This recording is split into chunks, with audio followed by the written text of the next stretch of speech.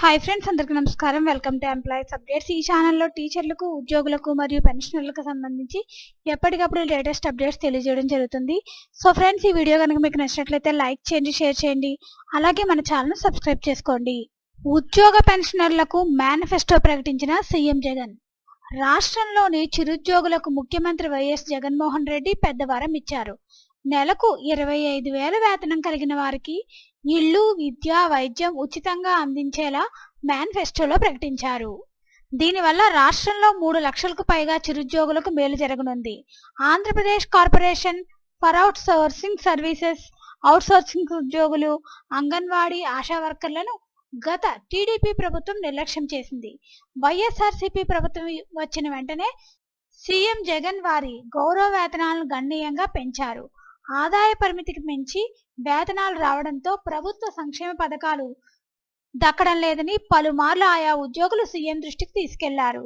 ఉదాహరణకు పట్టణాల్లో ఆదాయ పరిమితి 12,000, గ్రామాల్లో 10,000 ఉండడంతో 11,500 వేతనం పొందే అంగన్వాడీ వర్కర్లకు పట్టణాల్లో ప్రభుత్వ పథకాలు వస్తున్నాయి. పల్లెల్లో మాత్రం ఆ నిబంధనతో ఇబ్బంది ఏర్పడింది. అయినప్పటికీ వారందరికీ ప్రభుత్వ సంక్షేమ పథకాలను అందించడంలో సీఎం వైఎస్ జగన్ పెద్ద మనసు చాటుకుంటూ వచ్చారు.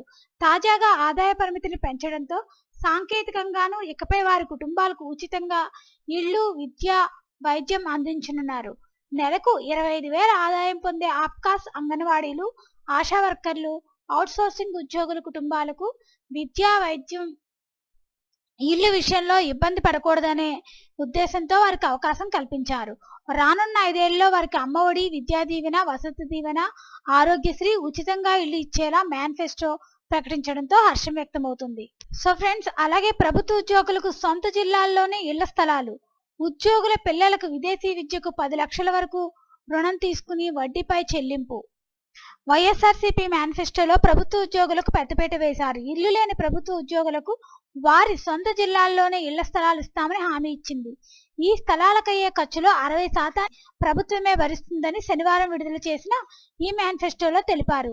జగనన్న విదేశీ విద్యా దీవెనకు ఎంపిక కాని ప్రభుత్వ ఉద్యోగుల పిల్లలకు ఈ ఏడాది నుంచి వారు తీసుకునే విదేశీ విద్య రుణంలో 10 లక్షల వరకు ఉన్న మొత్తంపై పూర్తి వడ్డీని ప్రభుత్వం భరిస్తుందని, ఆ కోర్సు పూర్తయ్యే వరకు లేదా గరిష్టంగా 5 ఏళ్ల పాటు ఇలా వడ్డీని ప్రభుత్వమే చెల్లిస్తుంది.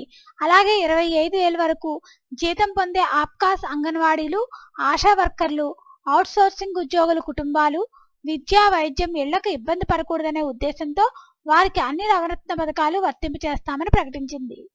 స్విగ్గీ, జొమాటో డెలివరీ బాయ్స్ కూడా బీమా. వైఎస్ఆర్ జీవన్ బీమా ద్వారా సహజంగా మృతి చెందిన వారికి, శాశ్వతంగా వికలాంగులైన వారికి 5 లక్షల సాయం అందించిన ప్రభుత్వం వచ్చే 5 ఏళ్లలో గిగ్ వర్కర్లకు దాన్ని వర్తింపు చేస్తామని ప్రకటించింది. అంటే స్విగ్గీ, జొమాటో, అమెజాన్ వంటి సంస్థల్లో పనిచేసే డెలివరీ బాయ్స్ ప్రమాదవశాత్తు మృతి చెందితే 5 లక్షల బీమా ప్రభుత్వం కల్పిస్తుంది. జర్నలిస్టుల ఇళ్ల ఖర్చుల్లో 60% ప్రభుత్వమే భరిస్తుంది.